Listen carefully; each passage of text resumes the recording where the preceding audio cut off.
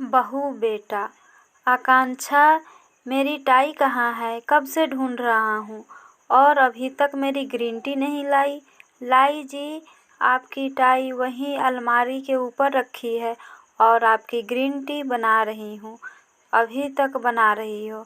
क्या कर रही थी सुबह से? जल्दी ऊपर आकर मेरी टाई निकालो, पता नहीं कहाँ रखी है। बहू बेटा, मेरी चाय कहाँ है? आज बिना चाय के अखबार पढ़नी पड़ेगी क्या?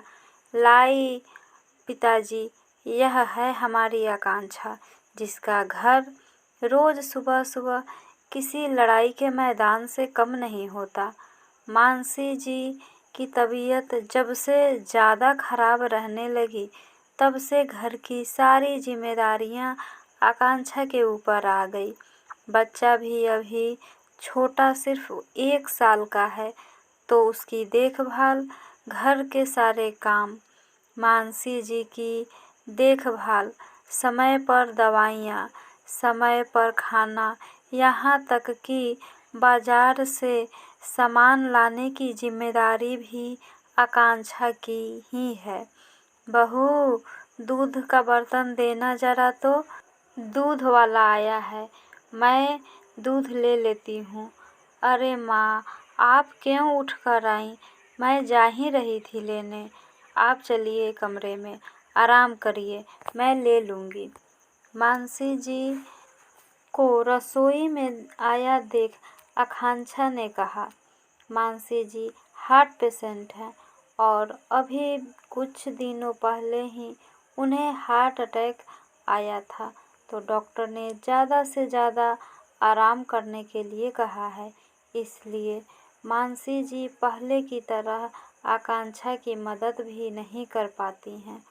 आकांक्षा जब देव से शादी करके आई, तो मानसी जी से हमेशा डरी डरी रहती थी, लेकिन मानसी जी के हंसमुख और सौम्य स्वभाव के कारण आकांक्षा का सास के प्रति डर खत्म हो गया और उसकी जगह प्रेम और मित्रता ने ले ली।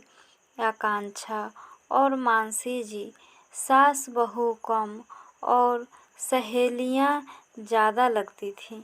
माँ, आप बस राज को थोड़ी देर संभाल लीजिए, मैं सब देख लूँगी, आकांक्षा ने बच्चा मानसी जी को देते हुए कहा और फिर भाग भाग कर सारे काम खत्म किए। देव आकांक्षा का पति है। ऑफिस पिताजी टहलने और अपने मित्रों से मिलने चले गए।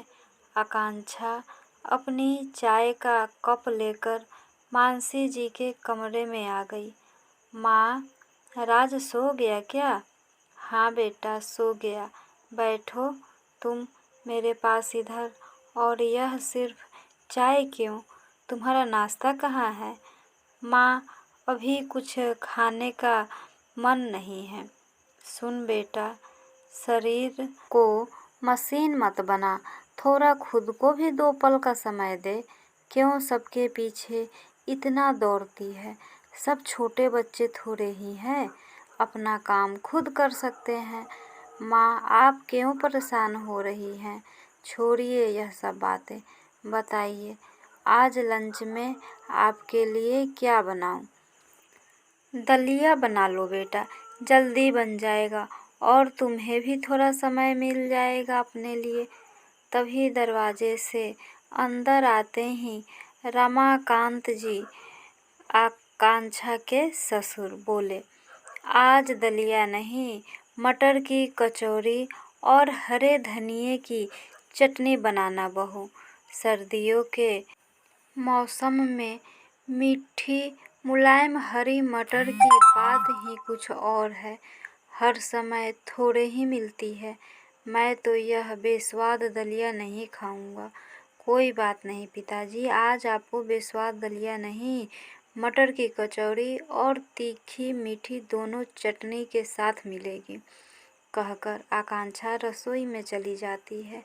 आपको भी हर वक्त 56 भोग ही चाहिए। अगर दलिया खा लेंगे तो क्या हो जाएगा? कभी सोचा है बहू बेचारी कैसे सब संभाल रही है। आप और आपका बेटा तो खुद से अपना काम भी नहीं करते, वह भी आकांक्षा को ही करने पड़ते हैं। उस बच्ची को तो अपने लिए समय ही कब मिलता है। मेरी तबीयत खराब होने से मेरी भी जिम्मेदारी उस पर आ गई है। कब समझेंगे आप लोग। मानसी जी रमाकांत जी से बात कर रही थी कि उन्हें अचानक किसी के गुस्से में चीखने की आवाज़ आई। रमाकांत जी बोले, यह तो देव की आवाज़ है, लेकिन देव इस वक्त घर पर और यह इस तरह से किससे बात कर रहा है। देव बहुत बुरी तरह से आकांक्षा पर चिल्ला रहा था। आकांक्षा बस रोए जा रही थी और बोल रही थी, मुझे नहीं पता, मैंने आपकी फाइल को हाथ नहीं लगाया। लेकिन देव कुछ सुनने को तैयार नहीं था और गुस्से में ना जाने क्या क्या बोले जा रहा था। आकांक्षा उसे समझाने की कोशिश कर रही थी कि वह अपने काम की चीज़ें इधर उधर क्यों रखता है, ठीक से क्यों नहीं रखता है। इस बात से देव का गुस्सा और भी ज़्यादा हो गया और चिल्लाते हुए बोला, यह मेरा घर है, तुम्हारे पिता का नहीं। मैं जो चाहे जहाँ चाहे रखूँगा। तुमसे कितनी बार कहा है कि मेरी चीज़ों को हाथ मत लगाया करो। सही कहा बेटा, औरतों का तो कोई घर ही नहीं होता है। शादी के पहले पिता का और भाई का घर होता है, शादी के बाद पति का घर होता है और बुढ़ापे में बेटे का। लड़कियों को जन्म लेते ही लोग सिखाने लगते हैं, तुमको तो किसी और के घर जाना है, यह तुम्हारा घर नहीं है, तुम तो किसी और की अपमानत हो। शादी के बाद किसी अनजान को अपना मान लेना और उसकी पसंद के हिसाब से रहना, उसके पसंद के कपड़े, उसकी पसंद का खाना सब अपना लेती है। सोती जागती भी किसी और के हिसाब से है। उसके हिस्से में तो कुछ पल का आराम भी नहीं है, सिर्फ दुख और दर्द उसके अपने हैं और उसका अपना कुछ भी नहीं है। यहाँ तक कि जिस घर के लिए वह दिन रात नहीं देखती, अपने आप को भूल जाती है, उसे एक दिन यह सुनने को मिले कि यह तुम्हारा घर नहीं, तो मेरे समझ से तो हम औरतों को कुछ भी नहीं करना चाहिए। हम क्यों दूसरों के लिए परेशान हों। माँ, आप क्या बोल रही है। मेरे कहने का यह मतलब नहीं था। मेरी एक फाइल नहीं मिल रही है, ऑफिस में भी नहीं थी, तो मुझे लगा आकांक्षा ने कहीं रख दी है और उस फाइल के बिना मेरी मीटिंग भी कैंसिल हो गई। देव ने कहा, तो उसमें बहू का क्या दोष है। तुम्हारी माँ सही कह रही है, बोलने से पहले सोच लिया करो किससे क्या क्या बोलना है। बहू सुबह से ही घर के कामों में लग जाती है, रात को भी हम खा पी कर आराम कर रहे होते हैं, लेकिन तब भी वह कामों में लगी रहती है। यहाँ तक कि अगर हमें पानी भी चाहिए तो हम खुद नहीं लेते, बल्कि बहू को आवाज़ लगा देते हैं, जैसे वह इंसान नहीं कोई मशीन हो। हम यह भी भूल जाते हैं कि जैसे हमें किसी के गलत व्यवहार से दुख होता है, वैसे ही उसे भी होता होगा। तुम तो सुबह तैयार होकर ऑफिस के लिए निकल जाते हो, कभी यह भी सोचा है कि तुम्हारे पीछे तुम्हारे माता पिता, बच्चे और घर का ध्यान कौन रखता है।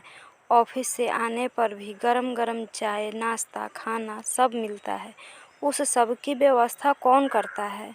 सिर्फ बाहर जाकर पैसे कमाने से यह समझ लेना कि यह घर सिर्फ तुम्हारा है, कहाँ तक सही है। इसलिए मैं बहू को हमेशा बहू बेटा बुलाता हूँ, क्योंकि वो बहू की तरह घर की देखभाल करती है और एक बेटे की तरह हम बूढ़े माँ बाप की जिम्मेदारियाँ भी उठाती है। तुम्हें तो अपने माता पिता का हाल तक पूछने की फुर्सत नहीं है।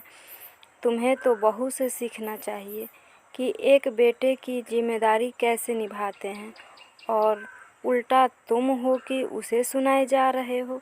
तुम्हें तो शर्म आनी चाहिए कि जो तुम्हारी जिम्मेदारी को अपनी जिम्मेदारी समझकर निभा रही है, उसके साथ ऐसा व्यवहार। बस करिए पिताजी, मैं अपनी गलती समझ चुका हूँ। मुझे माफ़ कर दो आकांक्षा, मुझसे बहुत बड़ी गलती हो गई। आगे से ऐसा कुछ भी नहीं होगा जिससे तुम्हें तकलीफ़ हो। अब से मैं भी जितनी हो सके तुम्हारी मदद करूँगा और इसकी शुरुआत आज से ही होगी, बल्कि अभी से ही होगी। आप सब लोगों के लिए गर्मा गर्म मैं अभी अदरक वाली चाय बना कर लाता हूँ। फ्रेंड्स, ये कहानी आपको कैसी लगी? आशा करती हूँ कि ये कहानी ज़रूर पसंद आई होगी। प्लीज़ लाइक, सब्सक्राइब और शेयर करना ना भूलें और कमेंट करके ज़रूर बताइएगा कि इस कहानी से क्या सीख मिली।